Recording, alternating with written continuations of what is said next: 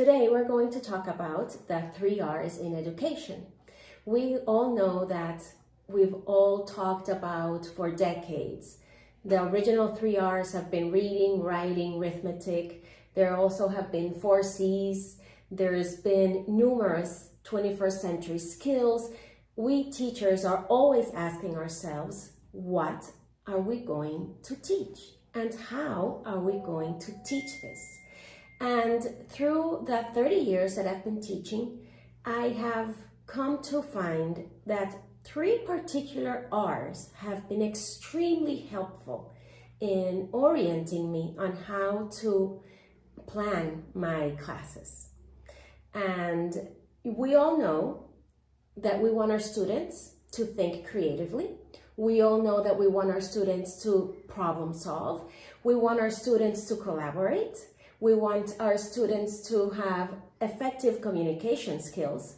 And we also want them to be curious and be creative and innovate, but we also want them to be flexible and adaptable to this new world that nobody knows what it's going to look like in 10 years. So yeah, it's a pretty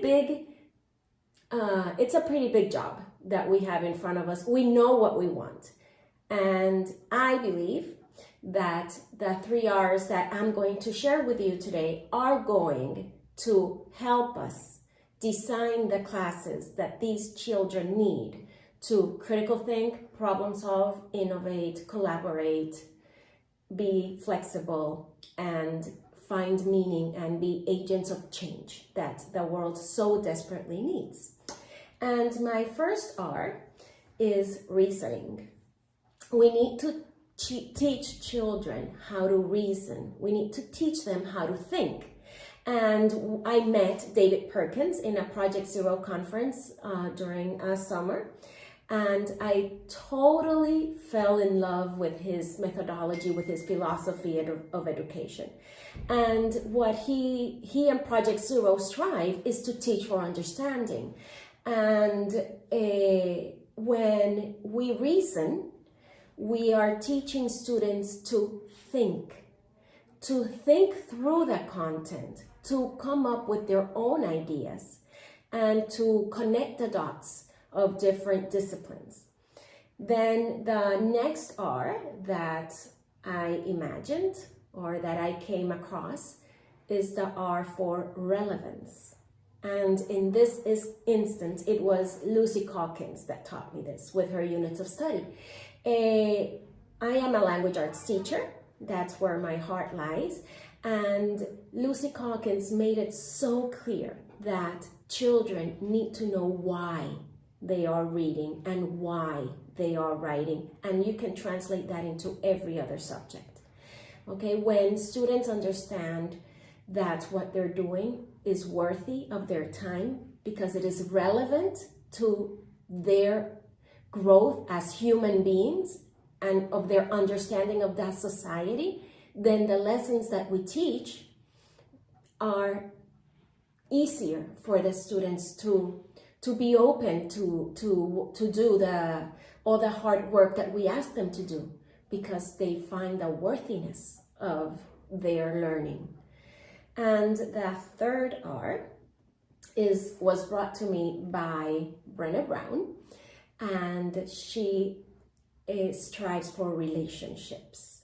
So if we are able to build relationships in our classrooms between us and our students, build healthy relationships between our students, among them, build relationships that strive for teamwork with our community of teachers that work with us and our administrators, we will be able to create a healthy relationship with learning. When the child sees math or a book or writing assignment as something that is that is fun, engaging, that they feel safe doing it, that they won't be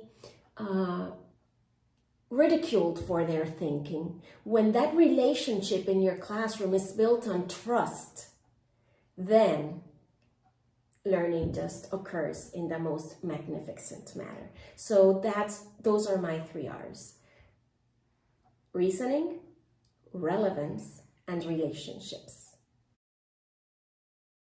So if we want to teach language arts using the R's of reasoning, relevance, and relationships, how does that look like in my language arts classroom? Well, first of all, if you are going to be reading and reasoning, the first thing you need to be doing is analyzing the character. When you analyze the character and you look at how that character is developing, what is his journey like through the story, how is she overcoming the obstacles, what traits does she have that enable her to overcome that obstacles, what is her relationship with other characters, and how does the context of the setting affect the plot. If you're able to look at the story, the plot, everything through the eyes of the character and the character's journey, you're going to be analyzing the work of the text, the short story or the novel. If you look at what the character learned, that's your theme statement. That is the life lesson that the author is probably trying to convey to the general public. So through reasoning, in literature, you look to analyze the character's motives, struggles, traits, journey, and life lessons. If you look at reading with relevance, then what you concentrate on is that you concentrate on the story as how does this mirror real life issues. So if I'm going to be reading a book about probably a book that is very much talked about right now, The Hate U Give, how does that novel mirror what we're seeing today on television with the Black Lives Matter movement? These stories are relevant to everybody right now, and finding that mirror, finding that relevance of that story, of that novel in everyday issues helps the student understand why they are actually reading this novel. And it also helps you, a dystopian novel, if you look at how it mirrors society, will help you understand why society is constructed the way it is. It will help you understand power struggles in society, and it will help you understand why people are so concerned with what is going on right now, because if we continue on this road, then that dystopian novel happens. And dystopian novels, everything that happens in a dystopian novel has already happened somewhere, sometime, not at the same time altogether, but it has already happened at some moment in history, at some place on Earth. So we have to see literature as one of the most democratic ways that we can understand our world. A book is not going to care your ethnicity, is not going to care about the color of your hair, what religion you are. The book will always whisper to you all its secrets. You will get out of a book everything that you want to get out of it without any reserve. You will learn about empathy. You will understand the society and the world we live in, the world that was in the past, the reasons for wars. You will understand what it feels like to be a refugee. You will understand what it is to walk 1,000 miles for water. You will understand what it is to be thirsty. You will understand what it is to have your friend's house bombed. You will understand what it is to be a slave. And that knowledge, when that reality seeps into your skin and you make it relevant because it matters, then students are going to be much engaged in the novel that you're reading. And through relationships, again, if we are reading a book together and we are constructing the meaning of that novel as a group of thinkers and readers, the conclusions that you're going to draw that your students are going to draw from the reading of that novel are going to be way more complex. You're going to see different viewpoints thanks to that socialization of the book with a group of thinkers and readers. So you will be building the relationship with your classmates, and the relationship with your students will build also a relationship with reading that's going to be beautiful. Children are not going to cringe when they see a novel. They're going to see it as an opportunity to find meaning in what surrounds them. Okay, so now to plan a class with the 3 R's of reasoning, relevance, and relationship in your writing class, then what are you looking for? When you're writing in the reasoning, in your reasoning department of when you're planning your lesson, you're going to focus a lot on giving feedback to the writer about his logical or her logical sequence of events. Do their ideas make sense? Are the ideas organized in a way that I can understand because the sequence is logical?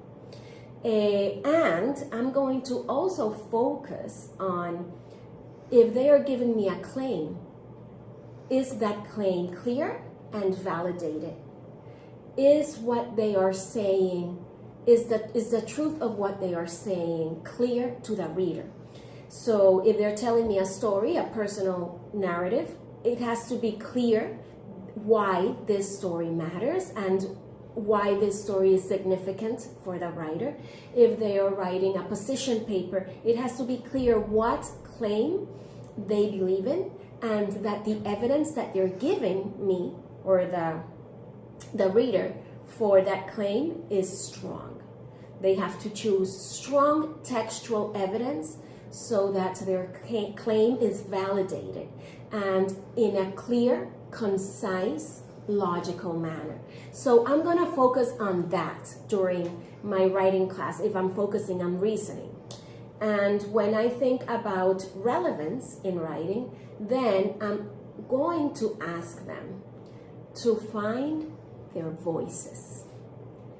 In order for their writing to be important and for their writing to be useful as a learning tool, they need to want to say something. And in order for them to want to say something, we need to do a very good job of helping them find their voices. What do you want to say? And I have hundreds, I think, of pieces that are relevant that my students have written in class. They have written about their bullies, they have written about body shaming, they have written about one time that their father saw an aurora borealis and the whole trip was worth it. They wanted to say this. These messages were important to them. They had to find their truth and they had to find their voices. And giving students this agency of finding what matters to them and writing about it would be a part of the relevance that would go into your writing lessons. And in part of the relationship, well, if the student doesn't trust the other students to hear their voice, if they feel that they're going to be ashamed of what they're saying, if the environment of the classroom is not full of trust and warmth and love for each other, then they're not going to be able to say their truth, because their truth hurts. Sometimes it comes from a place of pain, or sometimes it is embarrassing for them. And if the relationship that you have built with your students doesn't allow them to be vulnerable, they won't be able to find their voices, and they won't be able to write something coherent. Their writing won't teach them how to communicate effectively. So in math, how can I plan my classes so that they inspire, or that they're based on reasoning, they are relevant, and they build a healthy relationship? And math is an incredible way of learning to see patterns. If you look at math and you allow time in your class through manipulatives and through the use of exploration, if you give that time to your students, both elementary, preschool, or high school, and you let them find the patterns in math, it will definitely see that the formulas have a logic behind them. They will be able to reason through the validity of a formula. And for example, the number pi. The number pi is everywhere, but why? It's because circles are everywhere, and someone simply noticed a pattern. Someone actually noticed that if they divided the diameter of a circle by its circumference, they were always going to get the same number, no matter the size of the circle. That's a pattern. And since that was a pattern, then they could write a formula. And if I have one information missing, like the circumference, I can find the area. So the circle is so perfect and the formula is so perfect that the area, the circumference, and the radius are related to one another. And with the formula, I can find one piece of the puzzle if I have the rest of the pieces of the puzzle. So, and in multiplication are patterns. And let's say maybe I can teach the students to reason that they don't need to memorize the 7 times table if they know the 5 times table and the 2 times table. That to find 6 times 7, they can do 6 times 5 plus 6 times 2. And if they are able to see that relationship, how everything clicks together in math, how nothing in math is not logical, that everything is developed through reasoning, then they would be able to see that math is logical, and that they don't have to memorize all of these if they understand the formulas. And if you think of relevance in math, then you would definitely think of problem solving. So let's say that we have one of our students here in the makerspace that wanted to do a little house for the dog. And she designed her house with cardboard, and then she designed it with a small model made out of PVC, but then she wanted to do it big. She wanted to do it so that her dog could actually fit. But then how much tubes did she need? How much did she need to buy? Well, the Pythagorean theory there goes right in. If you want to find the measurement of how much you need to construct something, and that something has a right angle, and you find the length of the actual object, you can find the lengths of the remaining bases of that structure. So yes, math is there for problem solving. You can solve so many problems using math, from balancing your checkbook to finding if you're able to take a loan, if you would be able to pay for it, to finding that percents and ratios are statistics, and that even with everything that's going on right now, we are always looking at statistics, we're looking at patterns, we're looking at math. So math is relevant in that sense. And with relationships, we have to see that if we use math to make projects that leave a legacy to the school community, then you're building strong relationships inside of your community by having projects based on math or science or any other thing. If your projects that you do in math, you take it to a bigger level. We had students making a playground for their preschool peers, and they used math to do this project, and they had to measure and they had to build, and all because of math. But that project was important because it left a legacy. Those students left school knowing that they had forever changed their school thanks to a project that they did in there. So, science. How can I teach reasoning, relevance, and build relationships through science? And science is the most awe-inspiring subject that you can have in a school. And that includes engineering and coding and anything that has to do with the body, with the air, with pressure, electricity. So when we are teaching science and we want them to reason, one of the most important things that we need to be looking at when planning our science lessons is causality. How do different elements combine, relate to each other to form what we are looking at? Let me give you an example. For example, things don't just float. A piece of wood doesn't have the ability to float. It floats because that piece of wood has there is a relational causality between that piece of wood and the liquid in which it is on. So that piece of wood might float on water, but probably sinks in alcohol. And if we are looking at relational causality, and we are looking also at how systems work together, and we are reasoning through the systems, then we are teaching science through the lens of reasoning. For example, if we want them to understand why a neuron is different from a blood cell. Cells have different designs. They look totally different for a reason, because each cell is designed for its function.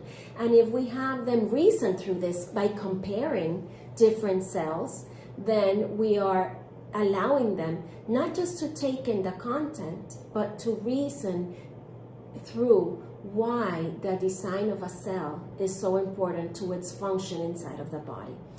And so looking at causality and looking at systems and looking at design helps us to develop lessons that help students reason. And obviously, relevance in science is in your face all the time. Science keeps us healthy. Science tells us that we need to stop using plastic. Science inspires us to think, oh my goodness, can spooky action really occur? Something that Einstein thought was impossible have been proven to be possible. Are particles really are really waves when they're not being observed? If you want students to be in total awe of their world, if you want them to see the relevance in igniting imagination, teach them science.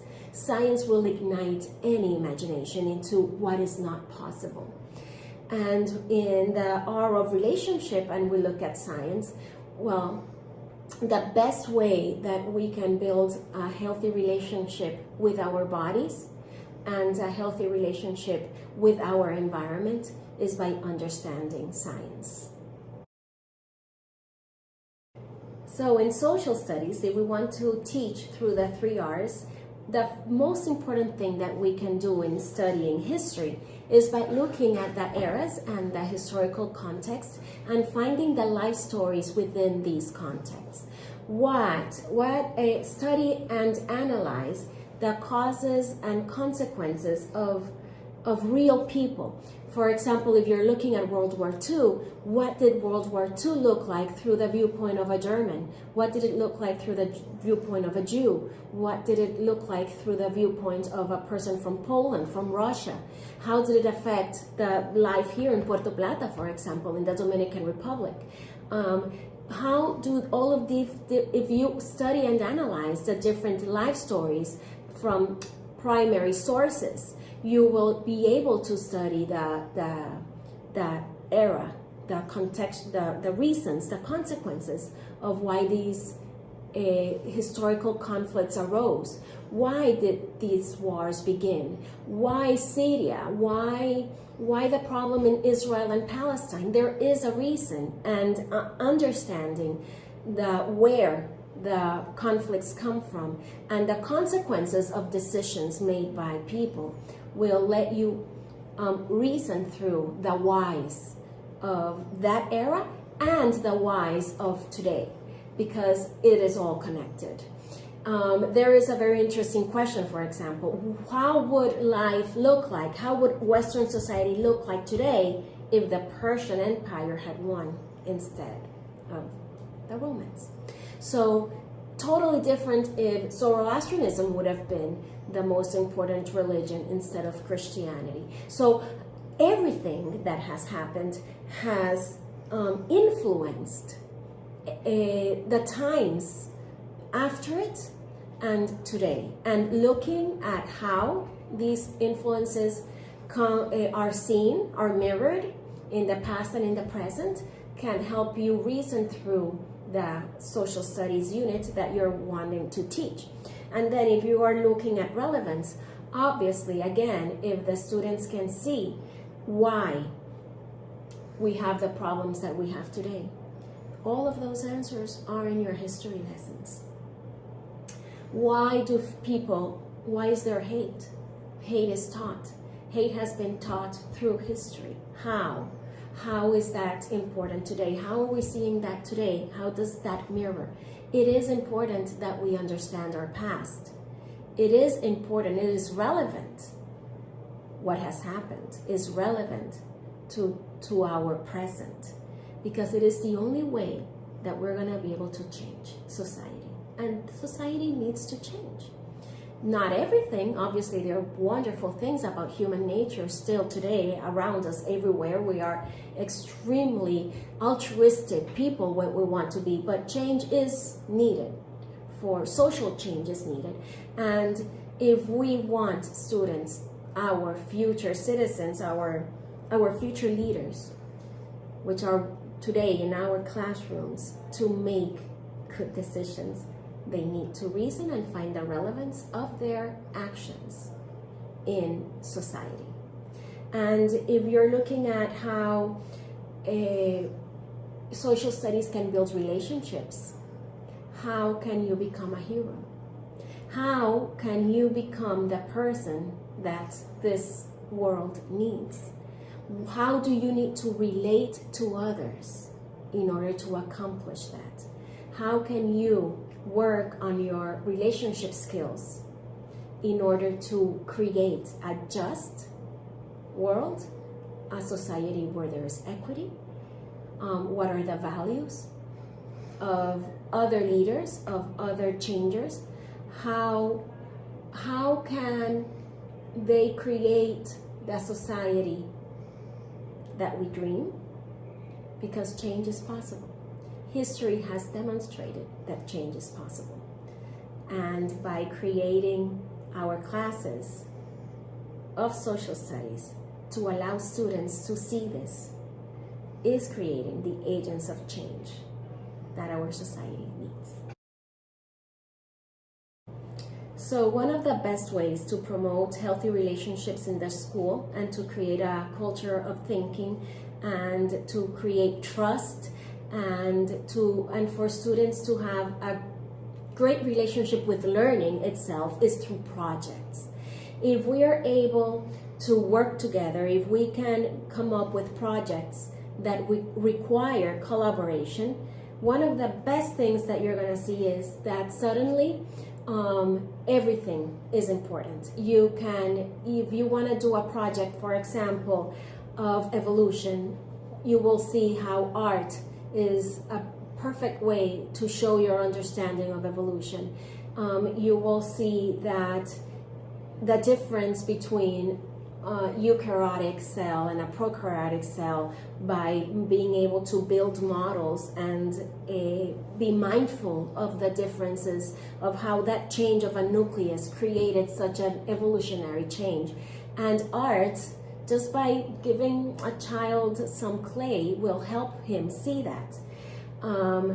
Also, when we do projects and we have students research together, the research that they're finding is going to be more complex, and they're going to be able to take more risks and do harder work simply because they're working together. Because when the responsibility in a project is shared, then the risk is also shared, and they are able to think through more complex and challenging ideas than they would be able to on their own. So working in projects and working with a team, working with a partner, builds connection, builds relationships, lowers the anxiety, allows them to take more risks, and allows you also to bring experts into your classroom. When you're doing a project, for example, we had a project in which they made candles. They were doing a chemistry unit as second graders, and they were doing lip balms and candles and cake and looking at how materials interact with each other to create the perfect lip balm. You bring an expert, you bring a chemist, you bring a person that has the business of making lip balm, you bring a chef, you bring that community to the school when you're doing projects. And another way that projects create relationships is by leaving a legacy. When suddenly what you're doing in class ends up as part of the artwork of the school, when the cells that you did in your project end up decorating a wall, when the reason that you find happiness are posters in the lobbies, then the projects become a culture. The culture of the school becomes palpable. You can see it breathing in the walls of the school because the projects are there for everybody.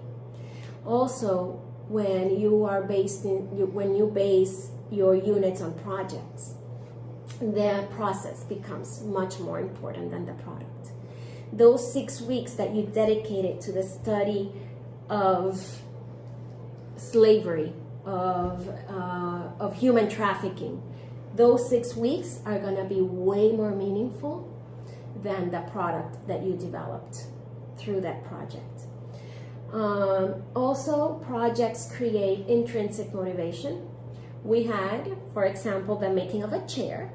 I don't remember through that process of those students designing, going to a factory, finding ways to bend the metal, finding ways to weave that chair.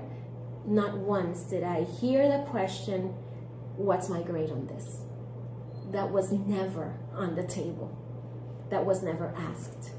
Because when we do projects that matter, that build relationships, that allows them to reason, that they find relevant, then the motivation to learn and the relationship with learning is intrinsic.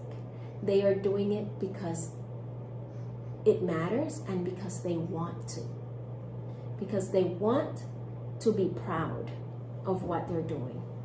And there is a lot of pride in a classroom when learning is successful. And that is part of our job.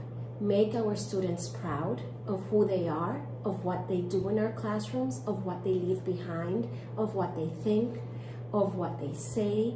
Make them proud of who they are, make them proud of their community, and make them proud of their learning through the 3 R's.